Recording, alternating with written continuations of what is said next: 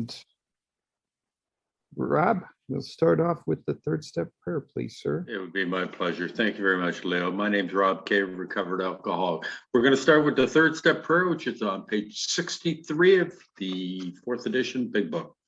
God, I offer myself to thee, to build with me and do with me as thou wilt. Relieve me of the bondage of self, that I may better do thy will. Take away my difficulties, the victory over them may bear witness to those I would help, thy power, thy love, and thy way of life. May I do thy will always. Just for today. Thanks, guys. Thanks, guys. That's good. All right, we're going to start at the, and we're basically almost we're a little over halfway down on page 94, but we're going to go ahead and back up just a little bit here and start with outline the program of action. We are in at page 94 in the Big Book, working with others. Rob? I'm sorry, Leo, where did you want me to start? I'm sorry, we'll start at outline the program of action. Okay, I'll go to that. Okay. Outline the program of action, explaining how you made a self-appraisal, how you straightened out your past, and why you're now endeavoring to be helpful to him. It is important for him to realize that your attempt to pass this on to him plays a vital part in your own recovery. Actually, he may be helping you more than you are helping him. Make it plain he is under no obligation to you, that you hope only that he will try to help other alcoholics when he escapes his own difficulties. Suggest how important it is that he place the welfare of other people ahead of his own. Make it clear that he is not under pressure, that he needn't see you again if he doesn't want to. You should not be offended if he wants to call it off, for he has helped you more than you have helped him. If your talk has been sane, quiet, and full of human understanding, you have perhaps made a friend. Maybe you have disturbed him about the question of alcoholism. That is all to the good. The more hopeless he feels, the better. He will be more likely to follow your suggestions.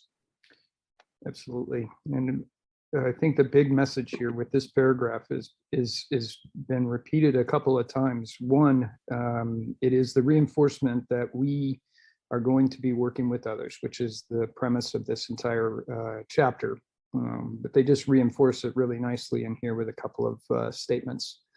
The second part that I want to highlight is that this is an effort to really keep me sober. I think that in some manner or fashion sounds a little bit selfish, but at the same time, you're fully committed to try and help this person get to their own sobriety and recovery. But in working with them, you're finding that you're going to be able to keep yourself sober. And we go back to page 89, which is at the very beginning of this chapter, and it is, again, practical experience shows that nothing will so much as ensure immunity from drinking as intensive work with other alcoholics. And that's just a message that I think is important to be repeated over and over. And I think what it does, at least for me, is it's a motivator, because if I find myself struggling a bit with another person, if I'm talking with them and that type of thing, what I find is that as soon as I remind myself that this is helping me as much, if not more, as it's helping this other person, all of a sudden it just seems to get a bit easier. And they talk about this also, even with somebody that's a newcomer, the message already is out of the bag that not only are we working on getting you to get through your own difficulties, to get to your own sobriety, and to get your recovery on track, but we're already suggesting that it is in that he placed the welfare of other people ahead of his own. So we're talking already from the very beginning that we should be letting them know that a part of this program is working with others, and that's an important factor of this. And I think the other thing here, and this is actually kind of an interesting couple of sentences down at the very bottom, where it says, maybe you have disturbed him about the question of alcoholism. This is all to the good. The more hopeless he feels, the better. He will be more likely to follow your suggestions. This is a technique in sales where you find out what the real root of the problem is, and you try and what they call widen the gap And the idea is to basically talk through that problem, and in this case, this person's alcoholism, and you artfully kind of try to make sure that you say, here's where we are at point A, and you want to get to point B. And the artfulness of effective partnering in sales is where you actually take, and it's a technique called widening the gap.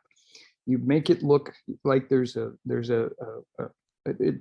essentially making the problem, seem a little bit more desperate, a little bit more that you really want to get to that point, and here are the reasons why. And then once you do that, the thing that you do is now bridge the gap. You're going to be that person that is able to show them that you can get them from point A to point B, and they want to work with you at that point because they look at you and say, hey, well, if you can do that, then I want to do that. And so again, I always have a disclaimer. People a lot of times will say, well, that's just manipulating another person. It's not really, in the sense that I call manipulation, is when you're trying to do something that's malicious or that is only that's selfish in your own gains. What I'm trying to do is say that what you're trying to do with this person is a psychological widening the gap just a little bit, just to make it a little bit more enjoyable, and the reward to be a little bigger and that type of thing, so that it's more desirable for the person to want to get to that point, and then you help them get to that point, and they'll work with you a lot more. It's a classic sales technique that they put in here, or that Bill has put in here. All right, Rob. Okay, we're on page 94, everybody. The last paragraph at the bottom. Your candidate may give reasons why he not need follow all of the program. He may rebel at the thought of a drastic house cleaning, which requires discussion with other people. Do not contradict such views. Tell him you once felt as he does, but you doubt whether you would have made much progress had you not taken action. On your first visit, tell him about the Fellowship of Alcoholics Anonymous. If he shows interest, lend him your copy of the book. Yeah. So first of all, this isn't a menu-driven. I'll take 2 things from column A and 3 things from column B and another thing from column C, and I'll put together my own program of recovery. Exactly, Rob. We just don't do that. You really have to embrace and take on the entire program as part of your recovery in order to really truly achieve the recovery that is available by working with this program. You probably want to talk through those type of things. You kind of demonstrate that how not doing step 5, which is sometimes a classic one that people end up not doing. They get through their step 4. They probably didn't do a complete step 4, but they got through it, and then they've stopped, and they don't do their step 5, and then they're wondering why they haven't had what would be considered as that initial and or at least beginning of a spiritual experience. And all of us, I think, to a person, at least with me anyway, I was doubtful. I didn't believe in alcoholism. I didn't understand it. I wasn't sure why I was, really going to try and embrace this program. I was doing it to appease others. I mean, I had a whole litany of things that I was putting in front of me as speed bumps and blocks for me to have really to embrace this program. So it's easy for me to talk in terms of the things that I did to try and resist committing to this program. And I would just tell them about the fellowship. I think that's important. Obviously, the fellowship is an integral part of the program, even though it is not really the program. It is separate from the program. Then that's a distinction that you want to try to make as well, because you don't want somebody to fall prey to the fact that, well, if you just go to meetings, you're going to recover. And to the point of people saying, the meeting makers make it. The last thing here is if he shows interest lending your copy of the big book, and we kind of chuckle at this point in time, that type of thing. But I don't know if you can see this, but I've written all kinds of notes. I've got a lot of highlights and that type of thing in my book, and it's really specific to me. So I understand the things that I have underlined or the notes that I have made in the margins and the highlights that I've also put in here.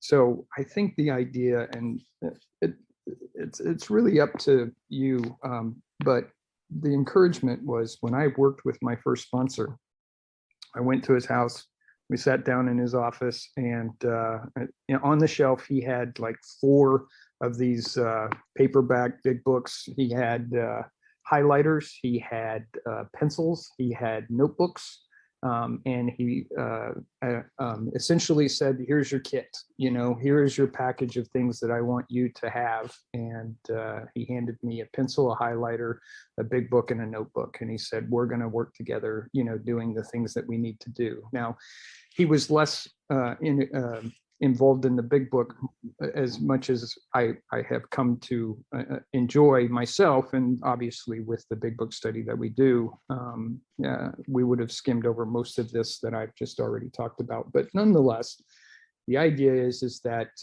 if you are so inclined and you've got local people that you're working with, and even if you aren't local and you can get an address, if you feel as a wherewithal to have a couple of these paperback big books in hand, you can certainly give them a new big book of their very own and hope that they will mark it up much like you have, but in their own way. With the notes in the margins, the underlines, and highlighting as it goes, so that they can actually start to really dig in kind of deep into the meaning of what this program truly is. Yes, can you imagine coming into the fellowship today and somebody gives you a marked up book? It's like, what the, somebody brand new, they have no idea, oh my God, what the heck is it? In Toronto, when I first came into the fellowship, my first meeting, I was given a book. Okay. This poor man chased me around the room trying to give me a book. And when he tried to hand it to me, I said, no, I didn't ask for that. I thought they were trying to get money from me. Honest to God, that's my perception. So as I say, the guy chased me around the room trying to give it to me and said, no, it's free. It's free. This is for you. He was kind enough to write his name in the book, his phone number in the book. Nowadays in Toronto, we don't give out books in the home groups that I've been involved in. The reason being is they're expensive here. They're about $20. And the idea was that too many people come in for one meeting and you never see them again. So what happens now, I carry in the back of my car big books. And anytime I meet a newcomer, I always go to my car, I grab a big book and I give it to these people. It's it's something that they need. And unfortunately, not a lot of groups can afford to do it anymore. And it's not given out as readily as it once was. I know that Wes and his group on Wednesdays, they're more than happy, as Wes says at the end of the meeting, if you need a big book, we'll make one available. And he will even deliver it in the greater Toronto area, which is incredible, to be honest with you. So that's a great thing, Wes. Thank you for that. Yep. So we are on page 95 now. Unless your friend wants to talk further about himself, do not wear out your welcome. Give him a chance to think it over. If you do stay, let him steer the conversation any direction he likes. Sometimes a new man is anxious to proceed at once. You may be tempted to let him do so. This is sometimes a mistake. If he has trouble later, he is likely to say you rushed him. You will be most successful with alcohol if you do not exhibit any passion for crusade or reform. Never talk down to an alcoholic from any moral or spiritual hilltop. Simply lay out the kit of spiritual tools for his inspection. Show him how they worked with you. Offer him friendship and fellowship. Tell him that if he wants to get well, you will do anything to help. Absolutely. Then a couple of things here at the very beginning here. Unless your friend wants to talk further about himself, do not wear out your welcome and give him a chance to think it over. sometimes leaving a bit of a cliffhanger, that the idea, and that they do this classically in TV shows and that type of thing, where they'll end a particular episode where, you're left wanting to know what's going to be next. It's a similar type of technique here, in that you want to make sure that they are still wanting to come back to it. You don't want to take 3 hours one day, and by the time you're done, their eyes are glazed over and they don't know what to do, because we've talked, you've talked too much about the beginning of the program and how you've gotten through it and that type of thing. And being anxious to proceed at once, sometimes you want to kind of pull the reins back. It's always more desirable for a person working with another person to to be with somebody that wants to get going, and you find yourself having to pull the reins. You'd rather do that than try to get them off the porch and get them going, kind of thing. So if you're having to pull them along, you might either change your approach and or realize that maybe that this person's not quite ready. But those that really want to proceed, I think that there is some new techniques out there, and certainly ones that we offer right here that you can do. And that is that if they're anxious to get really started, then I think one of the things that is a true kind of discerning kind of thing to do is hand them some worksheets. The Keystone Group has a whole stack of worksheets, and have them go ahead and start the work themselves, get into the big book and start answering the questions that are on the worksheets and stuff. It's a classic way of really kind of getting the person to get into the book, to highlight some of the more important points that are made in the worksheets for the big book, and let them do the work on themselves. And that's another important distinction here. It's not for you to do the work for them, it's for them to do their own work. So if you do have somebody that's anxious to get started, that's just one technique that you might use in getting them to kind of work on their own, and certainly be available to answer questions if they have a question about something on the worksheet. You yourself should have already been through them anyway, which is, I'm sure 100%, before you would hand the worksheets to somebody else that you've actually been through it. But the other part of this is that even for yourself, and I know that it's when I finally started having that spiritual experience, and I was really starting to gain that confidence, and that I found that inner strength that was going to give me the opportunity to actually be sober and actually really recover from alcoholism. I wanted to jump out and start working with others, and I knew that I needed to temper that, and hoping that I would not come across as somebody, like they say here, and I'll just use this because it's perfect, as a crusader, and trying to get somebody to go. And it's like, if you just do it the way I did it, if you just do this like I did it, you're going to recover. Well, hang on, because you got the program. We've all studied and done the same program, but you're going to have people that are going to come along in at different rates. So that offer him the friendship and fellowship, tell him that if he wants to get well, you will do anything to help, and then certainly be there to help them do whatever is necessary to do that. Rob? Sometimes, Leo, we want it more than they do. Yeah. And remember, we are not God. We can't make them do something. Right. It has to be on their time. If they really want it, they'll go guns a-blazing, and they'll be rushing you. Take me further. And then other people are, they get a month sober. Life is looking so much better for them. Yeah. They think they've done enough work. And that's where you get to the fact of what we call Burger King sobriety. They've done step 1, 2, or they've admitted they were powerless. But now that this month has passed, they're not powerless anymore. They start taking their will back. Remember, we're there to help them. And sometimes in order to help them, we have to let them go, until they're ready. And I'll be honest with you, that is the hard part. Because we want more than they do. If he is not interested in your solution, if he expects you to act only as a banker for his financial difficulty or as a nurse for his sprees, you may have to drop him until he changes his mind. This he may do after he gets hurt some more. Yeah, and so the note I've made here is just don't waste your time on somebody that's going to be a draw upon your emotions, your bank account, and perhaps even multiple times on your couch, for example. I'm not saying that you wouldn't want to bring somebody in and actually help them out to get through a drunken spree or a debacle.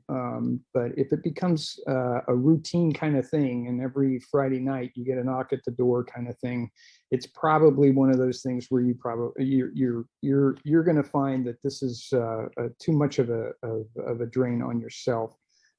Certainly, it is individually determine this individually as to how much you're willing to do. But if you've got somebody that's actually doing these type of things, it's probably a good idea to reassess whether or not this person truly wants to quit, and if not, you're just again being their banker. I think it's a classic one. I'll admit that my older son, for a period of time, the only time he'd call me is when he needed money, and it was usually because he'd gone out and spent it on alcohol and just having fun. And so there was a point in time when I had to just say enough's enough.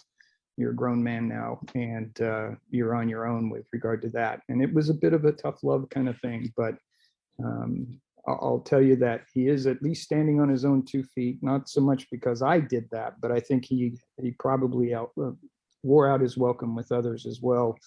And he was forced to actually make plans and work from there. So it's I'll leave it at that. All right. Okay. Remember, the idea is that we rely on God, not on our sponsors. And that's the most important. Yeah. If he is sincerely interested and wants to see you again, ask him to read this book in the interval. After doing that, he must decide for himself whether he wants to go on. He should not be pushed or prodded by you, his wife, or his friends. If he is to find God, the desire must come from within. Sure. And I think the thing here is that asking to read this book, again, I'm going to reinforce the idea of the worksheets. It's an excellent exercise to get them in and to pull out some of the bits and pieces that are the important messages that come out of the book. But I'm going to go a little bit further than this, and that is that offer to read the book with him. It's one thing you might say, hey, read the book, and if you read the book, then you must be serious. It's okay to offer up some help and some sessions and stuff where you read the book with them and kind of highlight some of the things that are in there as well. And maybe you go through the worksheets as you're going along also. I don't think that there's anything wrong with holding somebody's hand, at least in the very beginning, as you're kind of helping them along. And from there, they should want to do more. They should actually be able to do more, but you may actually assign them work to do and then come back to it in a couple of 3 days or a week or whatever that might be. But at the same time, don't push or prod them other than to say, hey, if you really want this, I'm going to work with you and I'll go to the ends of the earth to help you out. But it's going to have to be you that does the bulk of the work as we go along. And if he is going to find his higher power, that's got to come from within. And it took me a while. I was kind of the educational type. It was little bits and parts coming along as I was going along there. So, all right, Rob. Okay. And one thing I'll throw in, Leo, is that some people say that, well, I have a hard time reading. Well, there are other options. Joe and Charlie have their tapes out where they read the book to you. You also have on YouTube where somebody reads a book. There are other options that people can use nowadays. you know, if they have difficulty reading, if they comprehension, etc. You know, so don't forget to point out these other avenues that these people can use. And remember, when people are driving in their car, they usually have the radio on. Well, I have the big book in my car. And I just put that on and listen to, you know, I got the Joe and Charlie tapes too that are in my car. You know, listen to them. You know, they're quite enjoyable. You know, they're humorous too at the time. You know, so there are other options that are out there that, you know, so if somebody says, well, I have trouble doing this or I have trouble doing that, you know, which sometimes we take as excuses, but sometimes people do, they don't have the same education that, you know, we were granted. So, you know, we have to adapt to it, and there are options for them. So please keep that in mind. If he thinks he can do the job in some other way or prefers some other spiritual approach, encourage him to follow his own conscience. We have no monopoly on God. We merely have an approach that worked with us. But point out that we alcoholics have much in common and that you would like, in any case, to be friendly. Let it go at that. Yeah, and this is just really, you know, people. So this is another good thing, and this is a distinction here, and it's something that I think is important. Certainly, the big book and the program that's outlined in the big book is the path that I took, and it's the one that I believe in. All right, there are other people that get sober and that do recover, not necessarily going through the program of recovery that's outlined in the big book. I know of, when I say that, I know of one person who was talking to me the other day that got sober and has stayed sober and recovered, not doing the program. Very familiar with AA, familiar with the big book and stuff, but just was able to get sober in another way. Now, as far as their spiritual approach, you know, it might just be that they want to try to work with their own religion and or experiences and stuff. But I think the important thing here, and we won't really belabor it too much, is that you just reinforce that this is what's worked with me. This is what I know. This is what I will share with you. This is what I am here to help you with. And but if you know, if that's not going to work for you, the fact is we are all alcoholics, and I just want to be your friend, and I'm available if you need anything. Just give me a call, kind of thing, and then just just let it go, and be good with that. So that's kind of what I would say to this paragraph here. That was great, Lou. We're on page 96 now, everybody. And before we get started, this is a great paragraph. I've highlighted it. I've even drawn a couple of arrows, and I just want to say that I wrote in here, this is for the relapser.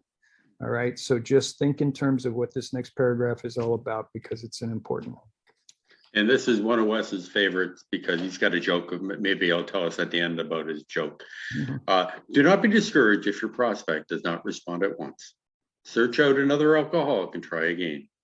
You are sure to find someone desperate enough to accept with eagerness what you offer. We find it a waste of time to keep chasing a man who cannot or will not work with you. If you leave such a person alone, he may soon become convinced that he cannot recover by himself. To spend too much time on any one situation is to deny some other alcoholic an opportunity to live and be happy. One of our fellowship failed entirely with its first six or its first half dozen prospects. He often says that if he had continued to work on them, he might have deprived many others who have since recovered of their chance. All right. We all know that Bill, you know, had multiple failures with working with others in the very beginning. I don't remember as far as what the going number is, but it would have been at least the first half dozen or so that he did not, he wasn't successful with, but he finally started becoming successful with them. And that's really kind of his own experience, and why he puts this out here is, you know, you're certainly going to try to work with somebody, but if they're not willing to work with you, then it's no harm, no foul, and it isn't a reflection upon you. Just move on to the next person. If you've done enough to at least let them know what the program is, look how you've recovered, and you've made a big book available if they want it, and that type of thing, then you've done your job, and it is in fact time to look for somebody else. And that's an important distinction, to go out and find somebody, be willing to listen in some of these meetings and stuff of somebody that's a newcomer and that's struggling, and then offer up your assistance with them. And you are going to be rewarded at a time with somebody that's eager to go through this. Very important thing to kind of embrace here with regard to you yourself.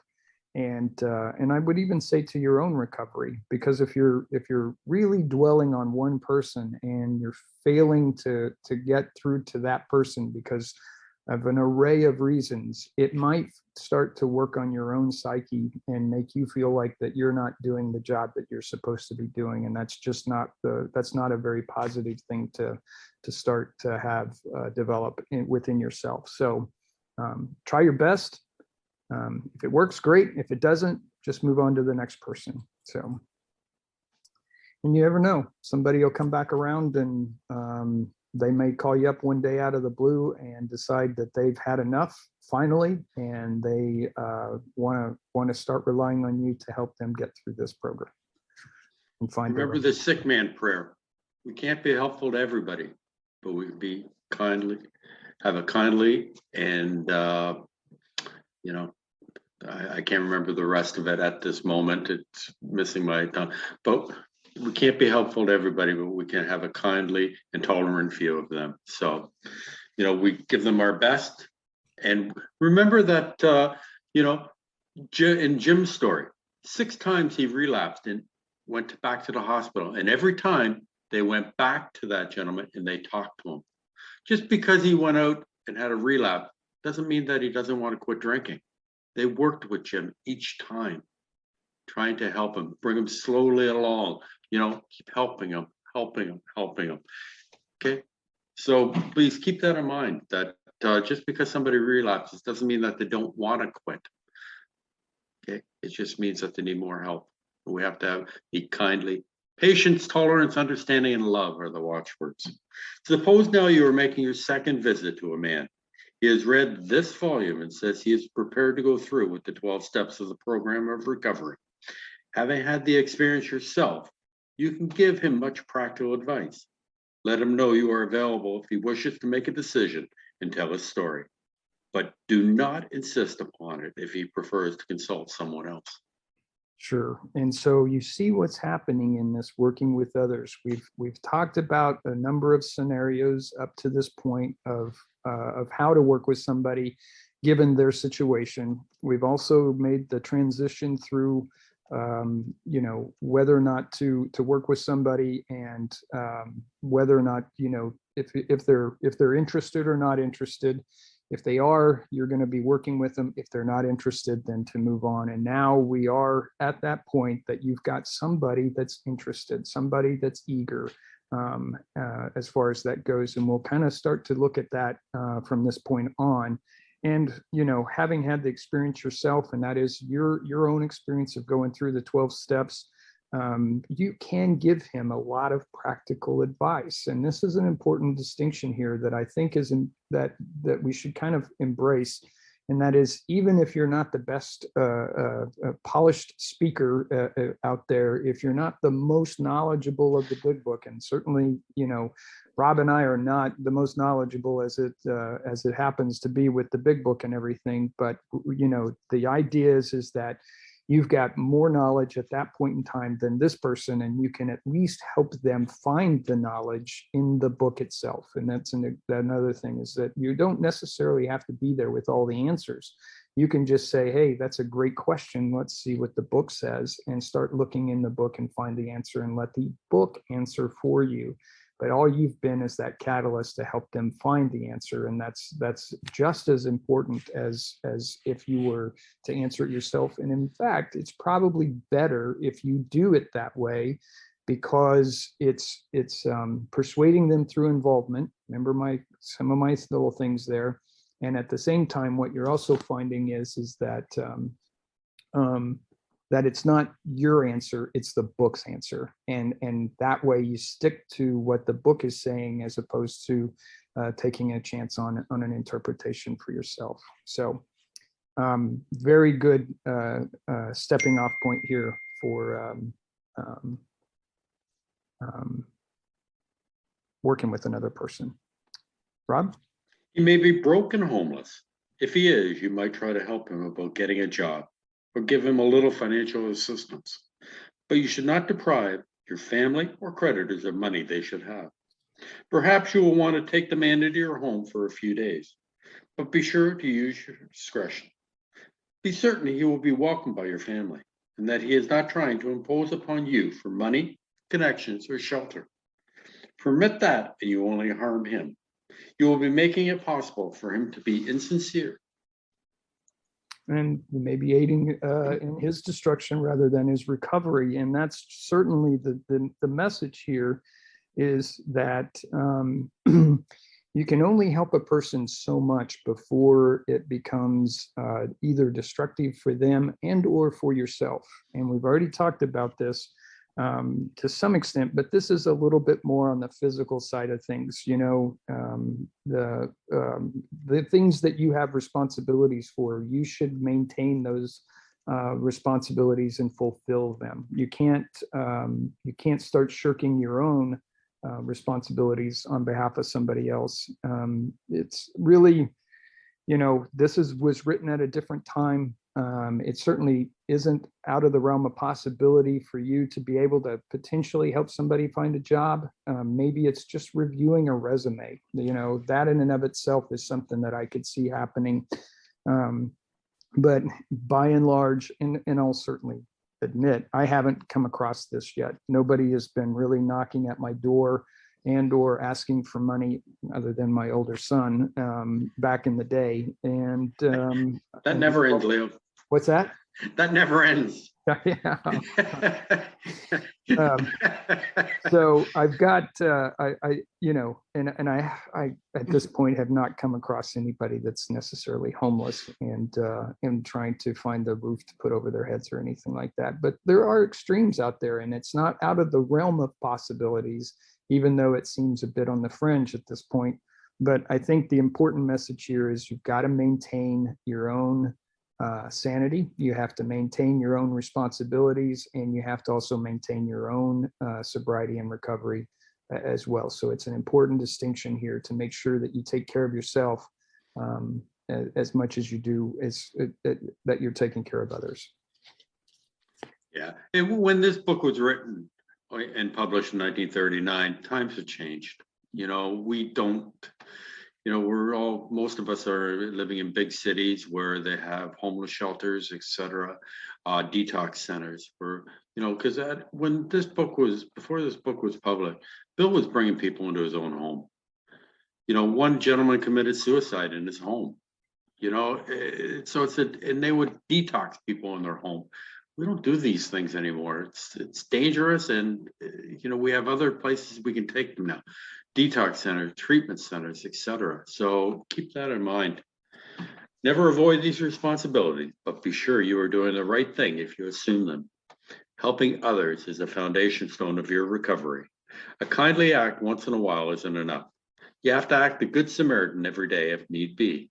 It may mean the loss of many nights' sleep, great interference with your pleasures, interruptions to your business. It may mean sharing your money and your home, counseling frantic wives and relatives, innumerable trips to police courts, sanitariums, hospitals, jails, and asylums. Your telephone may jangle at any time of the day or night. Your wife may sometimes say she is neglected. A drunk may smash the furniture in your home or burn a mattress. You may have to fight with him if he's violent. Sometimes you will have to call a doctor and administer sedatives under his direction. Another time, you may have to send for the police or an ambulance. Occasionally, you will have to meet these such conditions. Okay, so I think that we're talking again along the fringes of society and what are actually happening out there. Certainly, I can see an interruption to your work during the day or something that you're doing because you get a phone call from somebody that's got some questions or some concerns or is actually struggling themselves and is asking you to kind of work with them to try to get through that struggle itself. You need to commit to and be available as best you can for other people to help them out. But I would just say that if you've got somebody coming into your home and smashing furniture or fighting with you and that type of thing, boy, that takes a special person. And I'm not so sure that in today's society, if that's really going to be that acceptable as far as that's concerned. It's really, again, up to you. And I also don't think that you're going to be working in concert with another physician and administering sedatives under their direction, that type of thing. I certainly am going to say that you should really be careful with that kind of stuff. All of that is all straightforward. I think we all know what that is. I think the more important thing that I wanted to highlight out of this paragraph is that helping others is the foundation stone of your recovery. And if we all kind of look at the foundation stone, it's one of the stones, is that it's the first stone that is laid before as a building is getting built. And a lot of times you'll see that set, and then everything else is built around that particular stone. The helping others in whatever capacity, these are the extremes by a wide margin. But that is actually what the message here is to be available to help other people for the most part whenever they need it. You might have to, temper it a little bit, but you can make that judgment call based on the call that you're getting as far as at the time that you've got and what you're doing. Rob? Remember, Leo, helping others keeps us sober. That's all through the book. Bill keeps hammering home the same points. Why do we help others? Because it keeps us sober. So, yep. We seldom allow an alcoholic to live in our homes for long at a time. It is not good for him, and it sometimes creates serious complications in the family. Want me to keep going, or you want? Yep, we'll keep going. Though an alcoholic does not respond, there is no reason why you should neglect his family. You should continue to be friendly to them. The family should be offered your way of life. Should they accept and practice spiritual principles, there is a much better chance that the head of the family will recover. And even though he continues to drink, the family will find life more bearable. Yeah, and these are a couple of other points. Again, these are on the extreme side of things. I would certainly welcome somebody that that's a family member or an incredibly close friend or something like that to come and maybe spend a couple of nights on your couch, that type of thing. But you've got to kind of limit that to a certain extent going forward. And that's pretty straightforward here. The other part here is working with the rest of the family. If you're fortunate enough to know the rest of the family, let's call it, maybe it's a nephew, or maybe it's an aunt or something that you're trying to work with, but you're going to work with that particular family. It's always good that if you can bring them along, and if they can actually develop the kind of patience that it takes sometimes to work with an alcoholic, that you can actually help encourage them to be supportive of the person that's the alcoholic, and really try to encourage them to take on the program.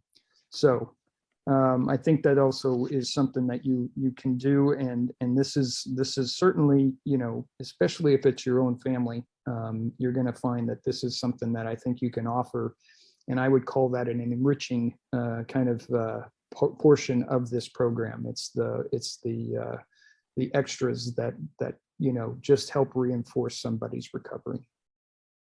Rob? For the type of alcoholic who is able and willing to get well, little charity, in the ordinary sense of the word, is needed or wanted. The men who cry for money and shelter before conquering alcohol are on the wrong track. Yet we do go to great extremes to provide each other with these very things. When such action is warranted, they may seem inconsistent, but we think it is not. Yep. Yeah, the kind of thing here is that what you're trying to do is get them to conquer alcoholism and recover. And out of that, what you're going to get is that all of a sudden now, because of their being sober and on the path of recovery, they're able to find or hold a job, get back on track with that, and spend less on other things, because if they're not drinking, they're not spending money on alcohol, and it is very expensive. And at that point, they can probably start to afford things. Now, whether or not they're going to be able to, afford rent or where they're living and stuff is one thing, but at the same time, that's what you're trying to do.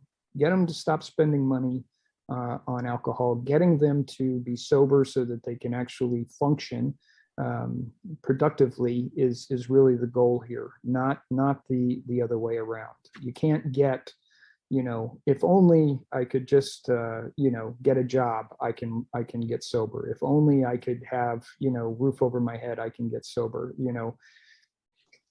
Sort of hand in hand, but I think it's if I get sober, then I can get a job. And that's the kind of approach you want to try to get somebody to kind of look at and be aware of. Rob? This next paragraph that I'm going to read, Leo, I found so helpful. And so here we go. It is not the matter of giving that is in question, but when and how to give. That often makes a difference between failure and success. The minute we put our work on a service plan, the alcoholic commences to rely upon our assistance rather than upon God. He clamors for this or that, claiming he cannot master alcohol until his material needs are cared for. Nonsense. Some of us have taken very hard knocks to learn this truth. Job or no job, wife or no wife. We simply do not stop drinking so long as we place dependence upon other people ahead of dependence on God.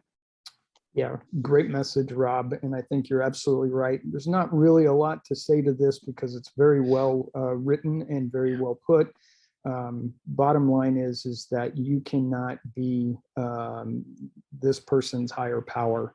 And then that you need to, control to the point to make sure that they know that they need to find their own higher power, that inner strength, and they need to accomplish that on their own. And you're certainly there to help walk with them through their recovery, but you are not their higher power. Bring the idea into the consciousness of every man that he can get well regardless of anyone. The only condition is that he trust in God and clean house. Right. And cleaning houses, that's a big endeavor in the beginning. There's a lot of things that have to be done. I mean, not just getting to the point of stopping drinking and having your own sobriety. And then the path of recovery actually is that you've got, the steps 4 and step 5, you've got step 8 and step 9. You've got the first 3 steps that you have to get through. You have to start living your life as you would in step 10 and 11. And then on top of that, you've also got to start working with others. So there's a number of things that are going to be active steps as you're going through this that you're going to want to do. And that takes some time and it takes some energy and some effort to do that. And you've got to trust in your higher power. That comes with time as well.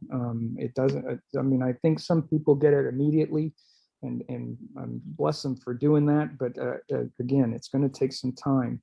The old saying is if I can do it, then you can do it. There's some truth to that.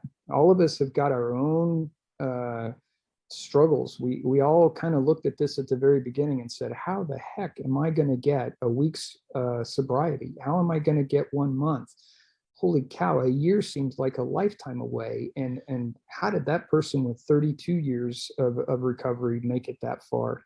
There is going to be, some struggling at the beginning. So you should be able to tell them that, look, I struggled too. And here's how. And they should be able to relate with that. So. Well, I always like the idea that how do you eat an elephant? One bite at a time. Exactly. And I love the one line here. And this is one of the things that Dr. Bob was famous for saying, that there's only 3 things that you really have to do: clean house, trust in God, and help others. Beautiful sentiment when it comes down to it. Now the domestic problem. There may be divorce, separation, or just strained relations. When your prospect has made such reparation as he can to his family and has thoroughly explained to them the new principles by which he is living, he should proceed to put those principles into action at home. That is, if he is lucky enough to have a home. Though his family be at fault in many respects, he should not be concerned about that. He should concentrate on his own spiritual demonstration. Argument and fault finding are to be avoided like the plague. In many homes, this is a difficult thing to do, but it must be done if any results are to be expected.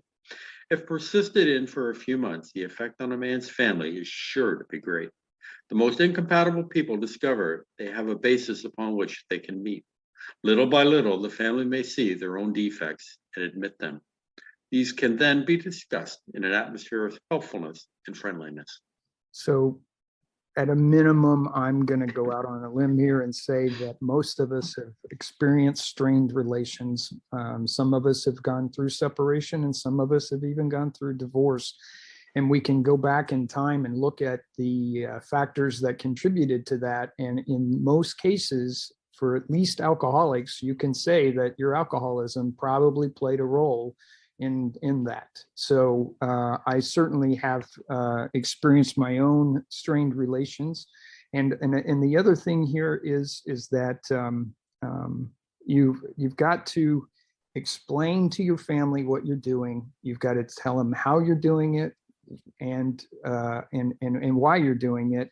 And then here's the tough part. It's the patience. All right. I'll raise my hand. After 2 weeks of sobriety, I wanted people to start forgiving me left and right for all of my transgressions and the things that I did wrong. And it's just not going to happen.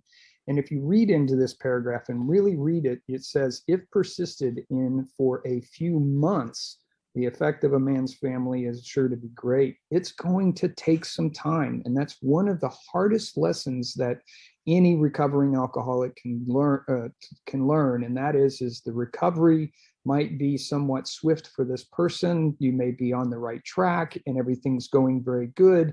And you know now that you're going to start doing better than you've ever done before. But the people that you have affected and have had problems with are not going to be as quick to give you that latitude and to trust in that. And it's going to take a period of time. And I'll even admit, I've got well over a year now of sobriety and recovery. But I was going to recycling the other day. I was going to drop a whole bunch of stuff off all by myself, and just in passing, my wife just made a comment like, and I know that there's a liquor store on the way, so don't stop and pick anything up. And I was startled by it because, one, I haven't been drinking and I've shown no real signs of it, or even desire, but it told me that these are thoughts that still pop into her mind as to what I used to do. And it's important to give them the latitude and the ability to kind of express that. And it also helped me because I realized that there are still lingering ramifications and effects on the people that are not alcoholics that have endured the years that I put them through all of the things that I put them through. So it's, hey, it's still there. We don't talk about it on a daily basis anymore like we used to. It doesn't cause the problems that it used to, but there are still lingering effects, and that's going to have an impact. But little by little, the family may see their own defects and admit them. That's a big step also, and that's so hard for them to do. Remember, we all suffer from the human condition, and sometimes we're willing to admit it, and sometimes we're not. But stay on your side of the street, clean your house, not theirs, and just continue to do the right thing, and good things will come. I know that is going to happen. You can't take out all of the bad, or at least most of the bad elements of your alcoholism and everything, and not have some good results coming from it. And once you get to that point, the family is maturing. They're progressing. Your recovery is maturing and progressing. And now you're starting to connect. You're getting closer than you have been before. and things can start to be discussed. So good. This is really a good section, and it's really one that sitting down with somebody and kind of explaining it in such a way they can start to see what real recovery means, not just for yourself but for others around you. And that's really what's important here is in this message is what's the recovery of others around you is a great reinforcement for your own recovery. Rob? Sounds great. Here's a great place to use the pause. They taught us about the pause earlier. We avoid argument and fault finding. So before we get into the yelling and screaming at each other, say, hey, let's pause, let's take a break. Let's look at this later. Can we get back to this? I'm getting a little agitated. I'm getting a little upset. Practice the pause. Perfect time to do it. Also, Leo, it is 12:56. Did we want to bring our brother Bill in? We sure do. Thank you very much for keeping track of the time there. I apologize. Bill?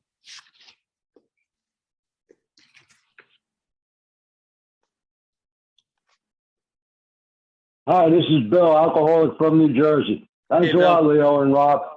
Did a good job with this because this is a really, really important chapter here.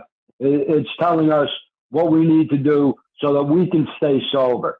As you mentioned already on page 89, it says, nothing will keep you sober more than intense work with another alcoholic.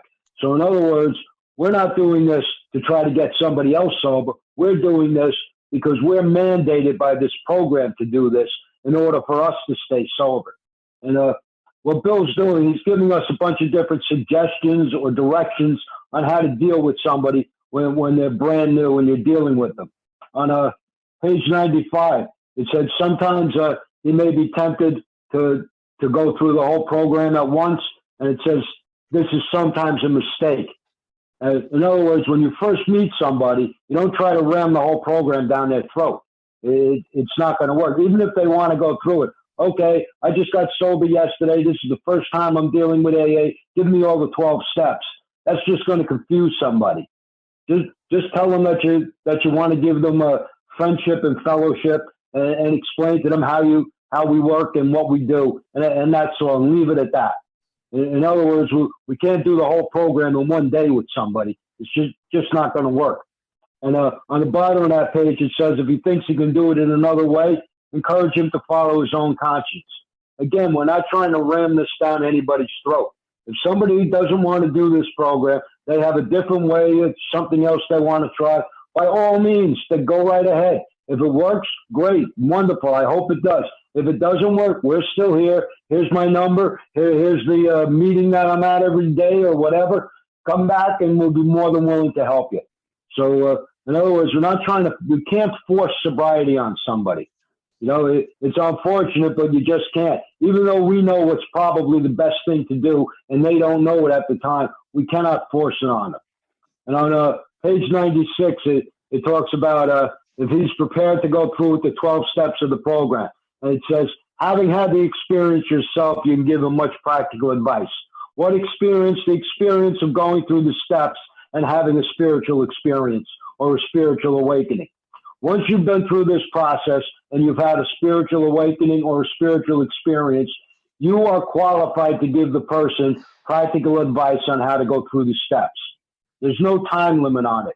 I know a lot of times you'll hear people have to have a year before they're allowed to sponsor anybody. That's not what this book says. This book says once you've been through the steps and you've had your spiritual experience, you are qualified to take someone else through the same thing you went through. So don't be afraid to help anybody. You know, they're probably going to die of alcoholism anyway. So just try to help them and don't think, oh, well, I don't have enough time. It's a good thing Eddie Thatcher didn't know that. You know, he had approximately 2 months when he went and carried the message to Bill. So thank God that was these people in the beginning didn't know that. And he gives us a lot of information here on what we're supposed to do.